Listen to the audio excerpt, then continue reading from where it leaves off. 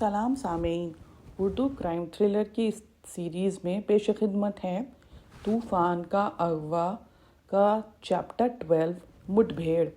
Doctor हरमैन की धमकी पूरी होकर रही। फरीदी ट्रांसमीटर पे झुका हुआ था और महकमा सुरागसानी के ऑपरेशन रूम में कब्रिस्तान का सा सन्नाटा था।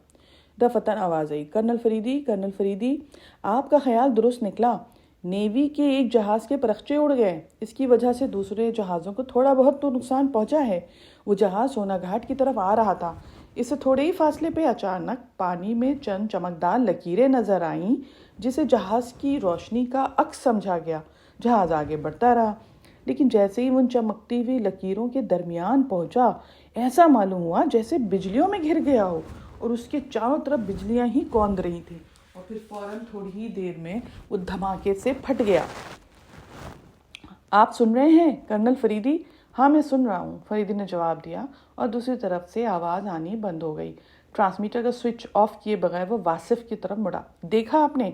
मुझे इत्तला मिल चुकी है। वहाँ बहुत सख्त किस्म के इंतजाम किए गए थे। हालांकि उनका ख्याल था कि वहाँ फौलादी भी होगा, लिहाजा सोना घाट पे पूरी बटालियन थी। फरीदी कुछ ना बोला। दफतन फिर आवाज़ आई, क्यों कर्नल फरीदी, तुमने सुना उस जहाज़ का क्या अंजाम हुआ? मैं डॉक्टर हरमैन तुमसे मुखातिब हूँ। तुम ये मालूम करने के लिए बहुत बेचैन थे ना कि डॉक्टर हरमैन की धमकी का क्या होता है? सुन लिया तुमने? हाँ, मैंने सुन लिया, लेकिन तुम भी अपने लिए चंद दर्दनाक खबरों के मुंतज़िर रहो, फरीदी ने पुरसुकून लहजे में कहा। दूसरी तरफ से कहकहे की आवाज़ आई और सन्नाटा छा गया। फरीदी स्विच ऑफ करके ऑपरेशन रूम से बाहर आ गया। कैप्टन हमीद भी उसके साथ था। दूसरी सुबह उस चरवाहे का भी सुराग मिल गया था जिसने कासिम को टीकमगढ़ पहुंचाया था। उससे बात करके ये तय किया कि वो उनके साथ उस जगह ज़रूर जाएगा जहां पे उसने कासिम को पाया था। उसी शाम को वो दोनों निशात के डाइनिंग हॉल में कॉफ़ी पी रहे थे। माइक्रोफोन पे रेडियो बज रहा था। दफतन लाउड स्पीकर में जैसे कोई खराबी पैदा हुई और फिर आवाज़ आई, मैं डॉक्टर हरमैन इस मुल्क के आवाम से मुखातिब हूँ। आप फौलादी से कतई न डरिए। अब वो फिर पहले की तरह आपका खादिम है। एक गलत फहमी की बिना पे हालिया हंगामे हुए थे, अब मैं बिल्कुल मुतमईन हूँ। लेकिन एक बात बताइए, क्या आप मौजूदा हुकूमत पसंद करते हैं? संजीदगी से ज़रा इस मसले पे गौर कीजिएगा। अगर मैंने ये महसूस किया कि मौजूदा हुकूमत नाकारा साबित हो रही है, तो मजबूरन मुझे अवाम की खातिर उसे ठिकाने लगाना ही पड़ेगा। मैं हूँ आपका खादिम हरमैन। चोर, फरीदी बुरा समूह बना के बढ़ा।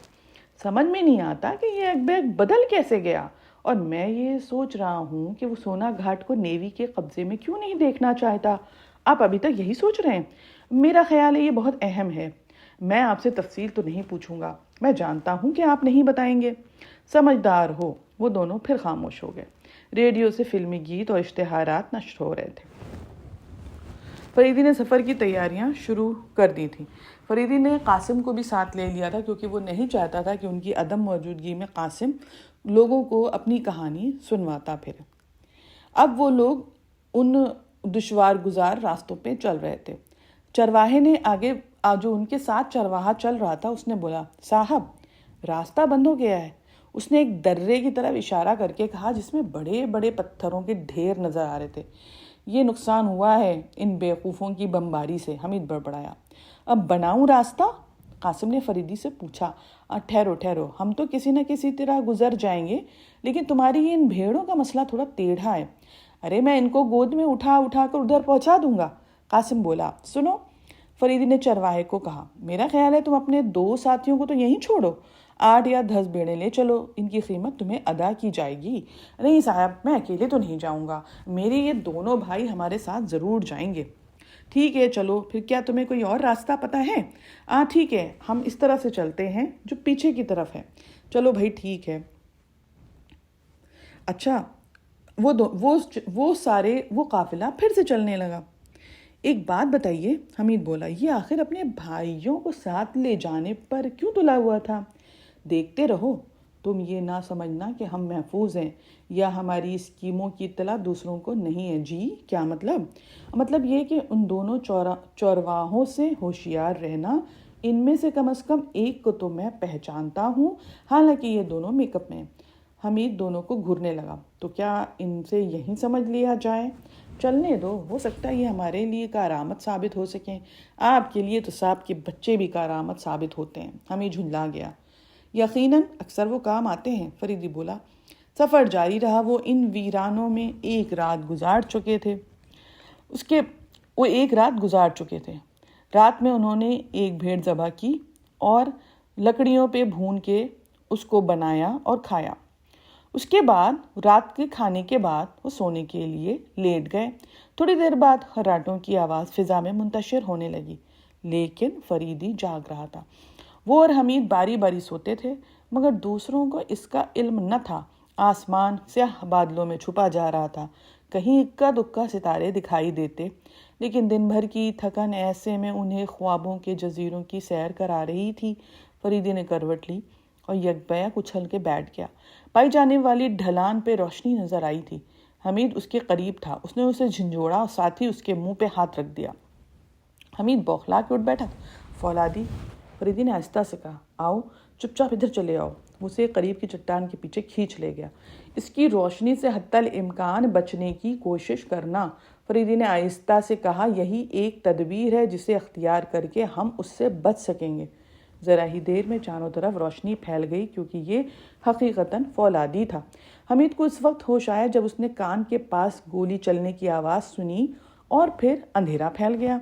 وہ مارا، فریدی دبے دبے جوش کے ساتھ بڑبڑایا۔ یعنی ارے وہ اندھا ہو گیا ہے، اب وہ ہمیں نہ دیکھ پائے گا۔ دفتن فولادی چنگھاڑنے لگا، نمک حرامو، یہ کیا ہوا؟ تم پڑے سو رہے ہو؟ یہ گولی کس نے چلائی؟ جواب کیوں نہیں دیتے؟ وہ چنگھاڑا۔ پتہ نہیں، چرواہوں نے بھرائی آواز میں کہا، اور پھر اس نے چاروں طرف ٹارچ کی روشنی ڈالی، ساتھ ہی اس کا ریوالور بھی نکل آیا تھا۔ اچھا، وہ دونوں کہاں ہیں؟ اس نے قاسم سے گرج کے پوچھا تھا۔ میں خیا جانوں، یہ کون بولا ہے؟ فولادی نے پوچھا۔ ارے یہ ان کے ساتھی تھا، موٹا آدمی۔ میں تمہیں فنا کر دوں گا، تمہاری غفلت کی بنا پہ میں اندھا ہو گیا ہوں۔ ابے نیلم کہاں ہے اندھے کی؟ قاسم دہاڑا۔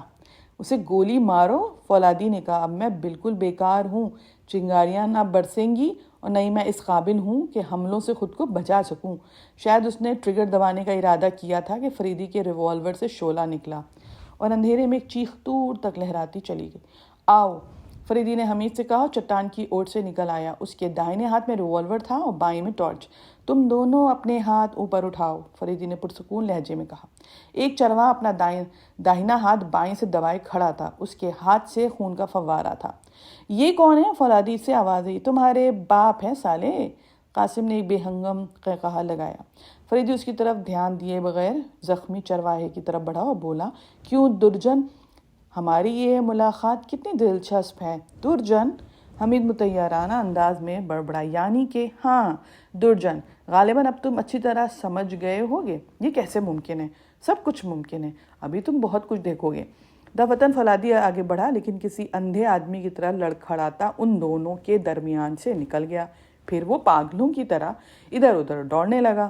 اس نے ہاتھ خلا میں پھیلا رکھے تھے۔ قاسم نے حمید کا ہاتھ پکڑ کے ایک طرف کھینچتے ہوئے کہا، مجھے ٹارچ دکھاؤ، کیا کرو گے؟ بھرتا بناؤں گا۔ حمید اسے روشنی دکھانے لگا تھا۔ قاسم کو ڈھونڈ رہا تھا۔ دفتن وہ جھک کر ایک بہت وزنی پتھر اٹھانے لگا اور حمید کی ہائیں کے باوجود پتھر اس کے سر سے بلند ہوا۔ ٹھہرو ٹھہرو، فریدی بھی بول پڑا، مگر کون سنتا ہے۔ قاسم نے وہ پتھر فولادی پہ دے مارا اور فولادی پتھر سمیت زمین پہ ڈھیر ہو گیا۔ اس کے سینے سے جھانکنے والی کئی رنگوں کی روشنیاں غائب ہو گئی تھیں اور وہ بالکل خاموش تھا۔ لیکن ٹھیک اسی وقت نشیب سے بے شمار قدموں کی آوازیں آئیں۔ آنے والے شاید دوڑ رہے تھے۔ حمید انہیں چھوڑ کے وہیں نشیب کی طرف جھپٹا۔ سرے پہ بلند ہی پہنچتے ہی اس نے نیچے کی جانب 2-3 فائر جھونک دیے۔ قدموں کی آواز رات کے سناٹے میں مدغم ہو گئی۔ حمید پوزیشن لے چکا تھا، وہ پے در پے فائر کر رہا تھا۔ نیچے سے بھی فائر ہو رہے تھے۔ ادھر فریدی قاسم کی مدد سے ان دونوں کو باندھ رہا تھا۔ رات کا سناٹا فائروں کی آواز سے مجروح ہوتا رہا۔ تھوڑی دیر میں فریدی نے محسوس کیا کہ وہ چاروں طرف سے گھر گئے ہیں۔ اس نے بڑی پھرتی سے اپنا تھیلا تلاش کر کے اس میں سفری ٹرانسمیٹر نکالا اور جلدی جلدی کہنے لگا، قریب آ جاؤ، فریدی اسپیکنگ، اب تم ان پر حملہ کر سکتے ہو۔ حمید کو اچھی طرح یاد نہیں کہ وہ ہنگامہ کتنی دیر تک جاری رہا تھا۔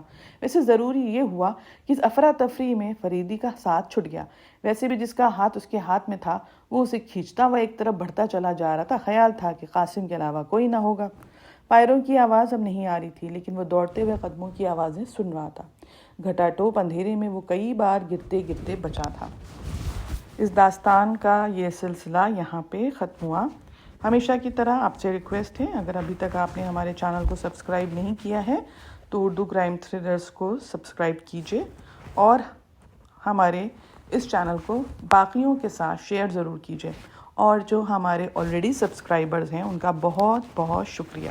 اور ہاں، یہ بھی میں آپ کا فیڈ بیک جاننا چاہتی ہوں۔ اگر آپ کو کوئی بھی بات ہے، کیسے آپ اس کو دیکھ رہے ہیں، اس چینل کو، آپ کو سٹوریز کیسی لگ رہی ہیں، آپ کا فیڈ بیک نہایت اہم ہے۔ تو کامنٹ سیکشن میں جائیے اور کامنٹ کر کے بتائیے کہ آپ کیا سوچتے ہیں، آپ کو کیا چیز اچھی لگ رہی ہے، یہ بھی ضرور بتائیں۔ کون سا کیریکٹر آپ کے دل کے قریب ہے، بتائیں۔ شکریہ۔